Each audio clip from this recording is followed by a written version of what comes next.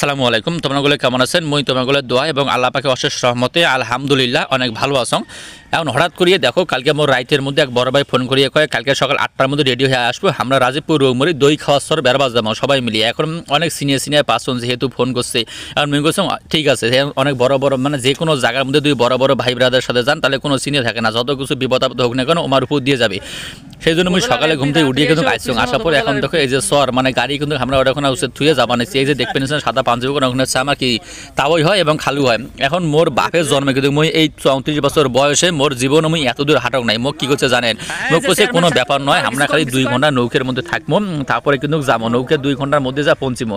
ওরে বাপরে বাপ আল্লাহর কি কাম দেখো 2 ঘন্টায় আমরা কিন্তু এই চরে হাঁটছি, চরে হাঁটি যাওয়ার পর হাঁটতে আসি মোর তেমনি পায়ের সমস্যা তোমরা তো জানেন।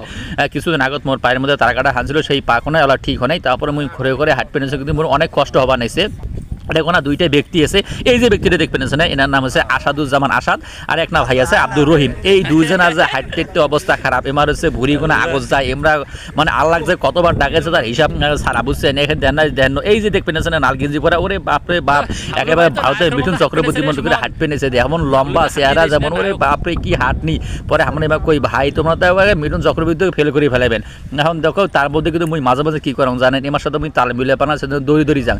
মোর সবথেকে একটা বড় প্রশ্ন কি জানেন, এই যে দেখবেন এই শহরের মধ্যে যে এই মানুষগুলো এত কষ্ট করে বসবাস করে, আচ্ছা এমরা যদি আল্লাহ না করে যদি একটা কোনো বিপদ আপদ হয় এমরাগুলোর চিকিৎসা কিভাবে নেয়? মুই এই চিন্তাটায় আসি শহরের মধ্যে কবে না মানে মুই বড় ভাইগুলো কমানো ভাই যে আমরা তো আমার শহরের মধ্যে থাকি বা মানে শহরের কাছাকাছি আমারগুলোর বাড়ি, এখন একটা বিপদ আপদ হলে আমরা যাবো ভাই কিন্তু এমরাগুলো কীভাবে যায়। এখন দেখো এক এক করে কিন্তু আমার নৌকের মধ্যে চড়বে নিয়েছে। ওরে ভাই তোমারগুলো তো আর জানেন নাই নৌকের মধ্যে চড়িয়ে যে কী বিপদত পড়ছিলাম। এখন তো মনের শোকগুলো মনের স্বপ্ন মনের আশা নিয়ে ওরে বাপরে মেলাদিন পর নৌকের ভ্রমণ করবো। তো মোর জীবনে কিন্তু মুই কখনোই এরকম লং নৌকা ভ্রমণ করা নাই, আজকে ফার্স্ট। এখন যেহেতু বড় ভাইগুলো আছে এখন দেখো এক একজন এখন চৌরি সুতি ঘুম ওরে বাপরে। এখন নৌকেলা কী করছে জানে এই হারামদাদা নৌকেলা তুমি যে নৌকে ছাড়বো এত দূর মানে পথ যাবো তো নৌকের ইঞ্জিন ঠিক আছে কিনা শোক দেখা নাকবো না। এই নৌকেলা কিছু দেয় নাই নদীর মাঝপথের মধ্যে যা গেছে মানে মেশিনের বিয়ারিং ভাঙি পরে তো আমরা আল্লাহ করি পরে নৌকেলা খাই গাড়ি যেটা কিন্তু আমরা বসিয়েছি। আর এই যে দেখবেন স্যার পাহাড়গুলো এলে হচ্ছে কি ভারতের পাহাড়, এখন এই পাহাড়ের মধ্যে গেলে কিন্তু আমরা ভারত যাওয়ার পাবো কিন্তু তোমাগুলো যদি এটা ভাবেন এটা কিন্তু ভুল ভাববেন না, এটা হচ্ছে শহরের মধ্যে পাহাড়।